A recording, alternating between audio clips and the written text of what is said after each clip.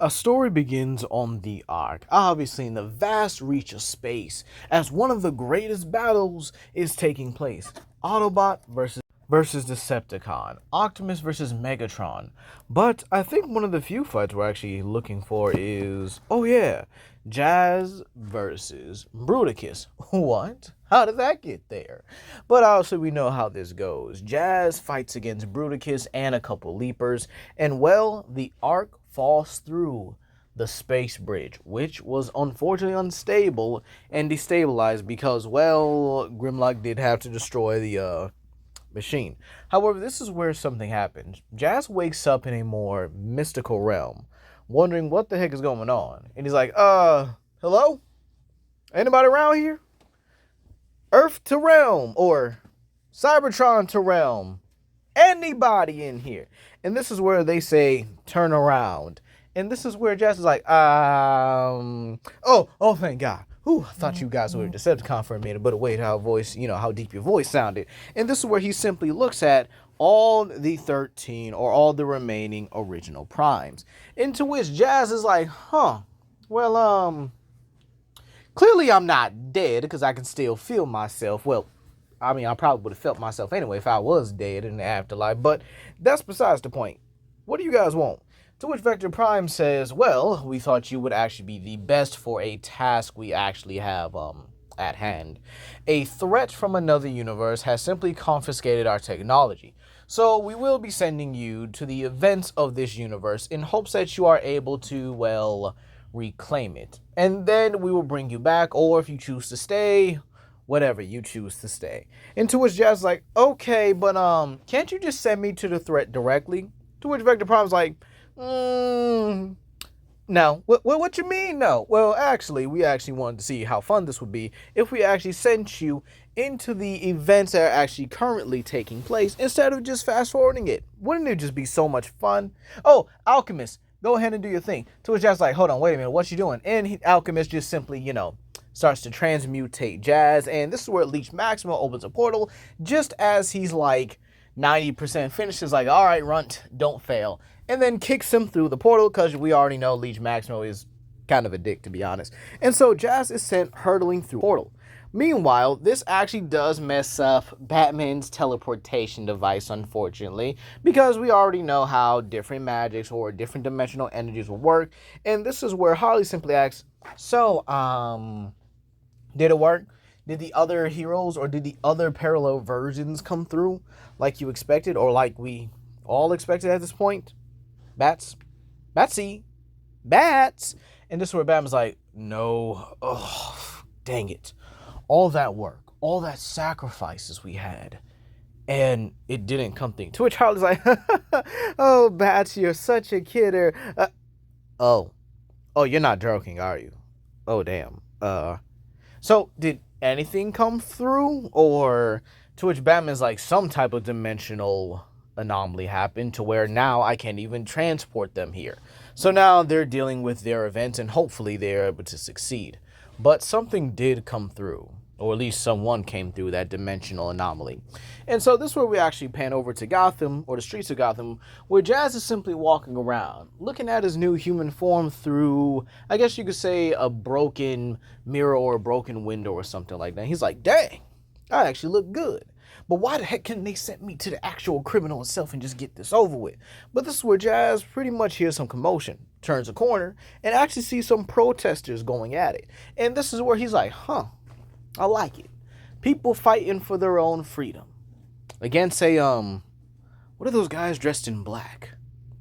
I don't know. Doesn't seem to be my issue. They look like they got it covered. However, this is where he actually sees a yellow beam pierce the chest of one of the protesters, causing them to drop dead instantly. And Jazz is like, whoa, ain't no way.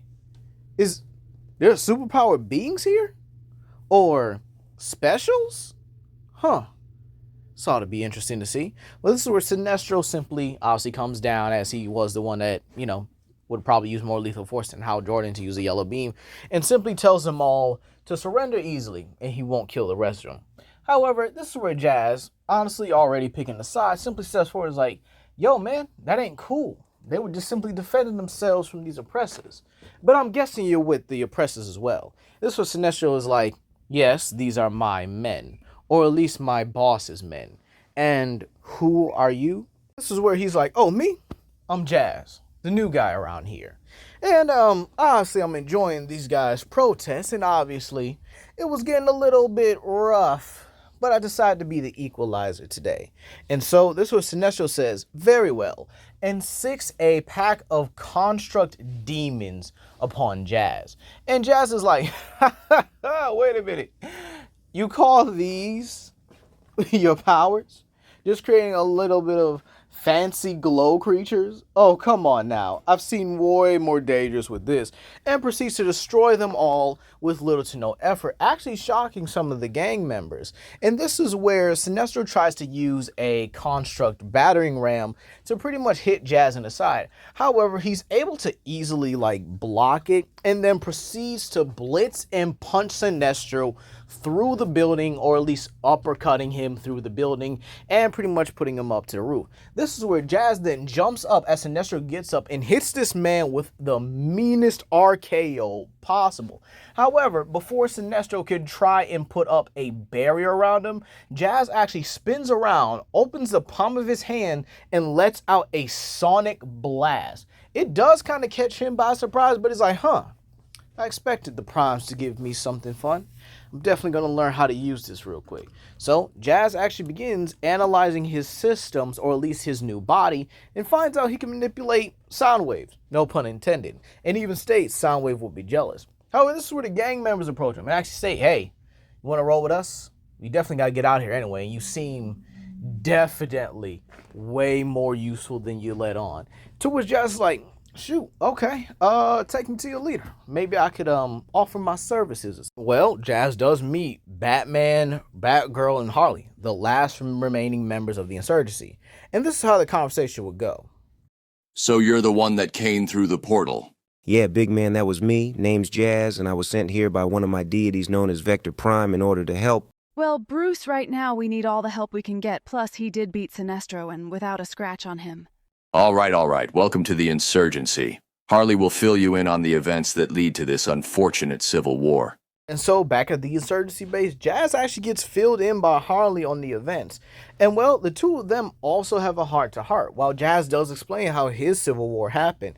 And when Jazz actually does hear Harley's side of the story, he actually does try and help her out the best he can. Wow. Okay, that's a lot to take in, and it's nice to know that you're turning over a new leaf, Harley.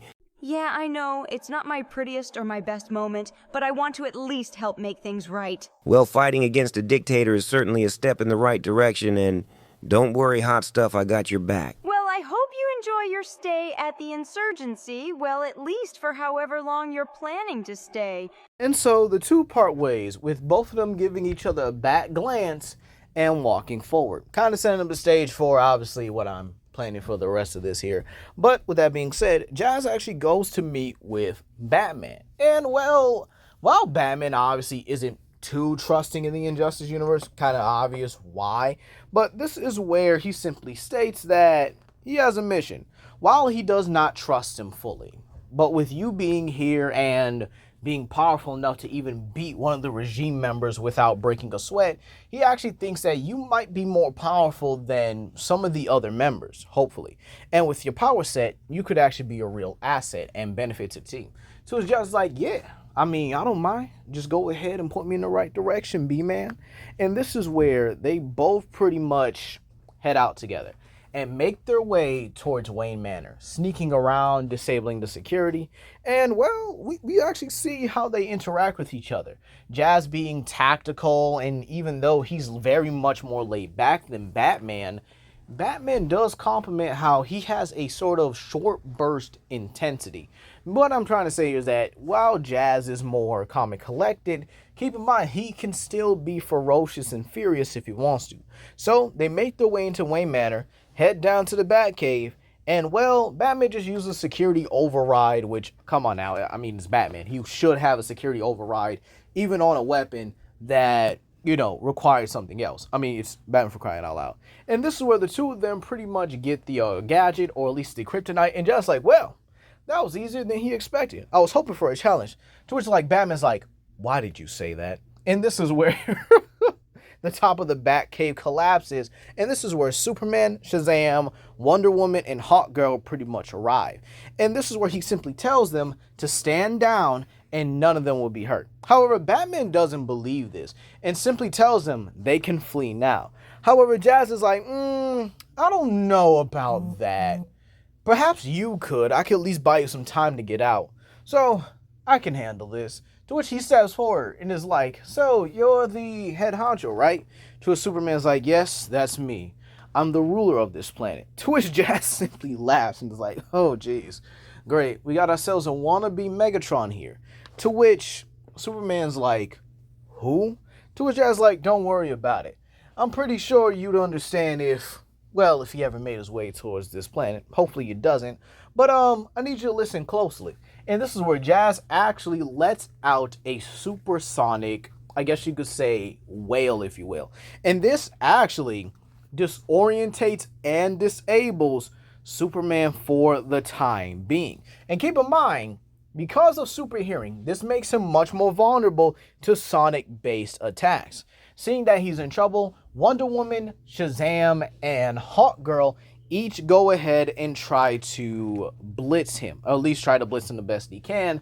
But again, Jazz is quickly able to react, as Shazam comes in from the left and Hawkgirl pretty much comes in from the right, both trying to pretty much I guess you could say, hit him with their respective attacks. And this is where Jazz simply parries Shazam's arm and then slams him right on top of Hawkgirl with so much force that it knocks them both out. He then grabs Hawkgirl's mace and then uses it to actually bash Wonder Woman to the side, but she's able to use her shield to block. This is where she actually lunges at him with her sword, trying to actually stab him in the chest, because again, this is the more bloodthirsty. I'm not even going to get into that. But this is a more bloodthirsty Wonder Woman. So she tries to stab him, and Jazz simply weaves right underneath and uses a full-blown sonic blast right to her chest, sending her toppling through the Bat computer. And this is where it says, ooh, Batman's going to hate that. However, this is where Superman tries to blindside him and blitz him, telling him, I'll kill you. To which Jazz is like, oh, come on now. For a dictator, I thought you would have some better one-liners. Come on, Soups. Did losing your family do that much to you? And this is where Soup's like, don't you talk about that, and tries to blitz him again. However, again, Jazz weaves right around it, and Superman tries again, and again. This time, he tries to lay rapid blows on Jazz. However, Jazz simply deflects it on. It's like, dang, Batman said you weren't a good fighter, but he didn't tell me you sucked at it. And this is where Jazz proceeds to lay hands on Superman over and over and over again. Each strike hitting a nerve, a body shot, or is pretty much somewhere underneath his chin. And this is where he simply tells Superman, come on now, I thought you were more of a people's person. I thought you were more of a greatest superhero type of being. To which he says, I am, and lunges at him again. However, Jazz flash steps, flips right over him, and delivers basically the same move that Minato did to Obito. With ever so easily, he flips right over him and simply tells Superman, you were probably one of the best heroes around, but unfortunately, you let yourself go. You let your anger cloud your judgment. But unfortunately, like you, I can tell that unlike Megatron, you don't treat your soldiers or treat your friends as friends. And simply delivers a sonic blast right to the back of Superman, knocking him clean out. And this is where Jazz pretty much regroups with Batman, stating, see, told you I could handle it. To which Batman's like, we may actually win this after all. But I'll be heading back to the lab, or heading back to the insurgency base to actually make this kryptonite weapon into something he can use. Meanwhile, he wants him to regroup with Harley right now and see if there are still any other heroes that would be willing to join the fight, or at least make a team that can at least, deal with this situation. And this is where Jazz simply states, all right, B-Man, I got you. But hey, take care. And this is where they both simply, I guess you could say, shake each other's hands or dap each other up. And, Jazz goes on to be with Harley. And that's where we're going to leave it off here, you guys. How do you feel about this first part? Will Jazz being an Injustice actually change the event significantly, considering the fact that now they don't have any other heroes there? How would it affect the Amazo Saga or the Injustice 2 story? But that's going to be all for today, you guys. Please comment down below, like, subscribe, and share with your friends. This is Legendary Grimlock, and I hope you guys have a blessed day. Peace.